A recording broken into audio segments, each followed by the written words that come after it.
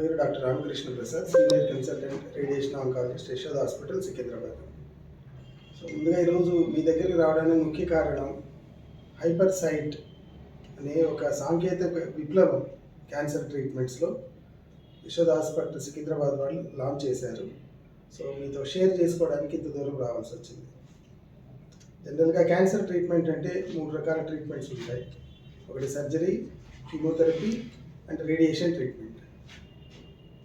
Cancer patient diagnose అయిన వాళ్ళలో 60 నుంచి 70% వరకు ఈ రేడియేషన్ ట్రీట్మెంట్ అనేది అవసరం పడుతుంది. రేడియేషన్ ట్రీట్మెంట్ అంటే ఒక సిటీ స్కాన్ లాగా మిషన్ ఉంటుంది, దాని కింద కొంత టైం ట్రీట్మెంట్ ఇస్తాం. సో ట్యూమర్ అంటే క్యాన్సర్ కణాలని ఎంత బాగా డ్యామేజ్ చేయగలుగుతుందో రేడియేషన్, అలానే చుట్టుపక్కల ఉన్న నార్మల్ కణాలను కూడా, నార్మల్ సెల్స్ని కూడా డ్యామేజ్ చేసే అవకాశం ఉంటుంది.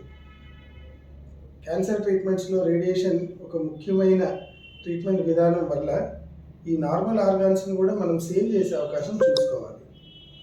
సో వాటికి కొన్ని పద్ధతులు ఉంటాయండి.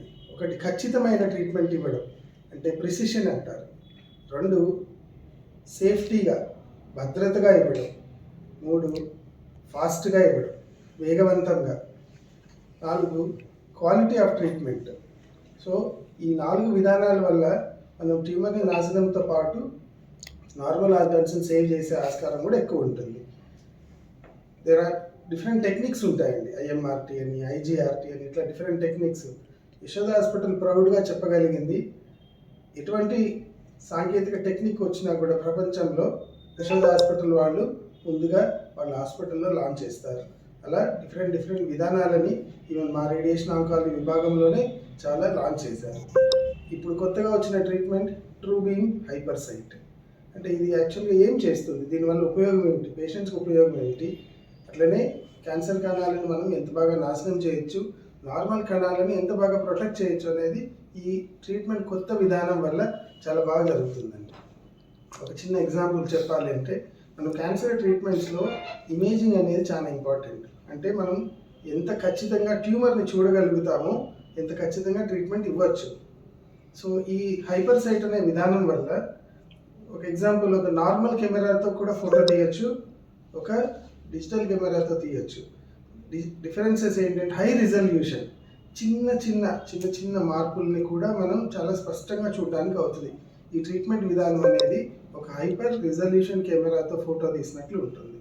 సో దీనివల్ల ట్యూమర్ ఎక్కడ ఉందో ఎగ్జాక్ట్లీ ట్యూమర్ని లోకలైజ్ చేసి, ట్యూమర్ని మార్క్ చేసి మనం ట్రీట్మెంట్ ఇవ్వచ్చు. సేమ్ టైం నార్మల్ ఆర్గాన్స్ని అంత బాగా అవాయిడ్ చేయొచ్చు.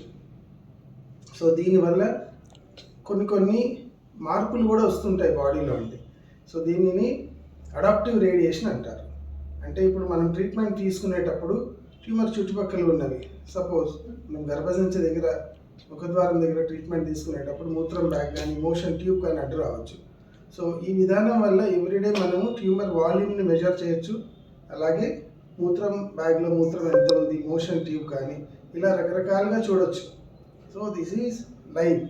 మనం ట్రీట్మెంట్ జరిగే విధానంలోనే, ట్రీట్మెంట్ జరిగే టైంలోనే చూసుకొని మార్పులు చేసుకోవచ్చు. జనరల్గా ఇటువంటి వాటిలో మనం ఒక ఇమేజ్ తీసుకొని పేషెంట్ని మళ్ళీ ప్లాన్ చేసి ట్రీట్మెంట్ ఇవ్వడం అనేది జరుగుతుంది. కానీ ఈ విధానంలో ఆ ఇమేజ్ తీసుకోవడం 6 సెకండ్స్లో వస్తుంది. అంటే అత్యంత వేగంగా వస్తుంది. దానివల్ల మనం ఏమన్నా చిన్న మార్పులు ఉంటే ట్రీట్మెంట్ సమయంలో కూడా, సో మార్పులు చేసి వెంటనే పేషెంట్ ఆ కౌచ్ మీద ఉన్నప్పుడే ట్రీట్మెంట్ డెలివరీ చేయొచ్చు. చాలా అడ్వాంటేజ్ దీనివల్ల. సో ఈరోజు ముఖ్యంగా మీ ముందుకు రావడానికి కారణం ఈ ట్రూ బీమ్ హైపర్ సైట్ అనేది మొదటిసారిగా మన తెలుగు స్టేట్స్లో యశోద సికింద్రాబాద్ వాళ్ళు లాంచ్ చేశారు. ఇంతవరకు మనకి ఇటువంటి మిషన్ లేదండి.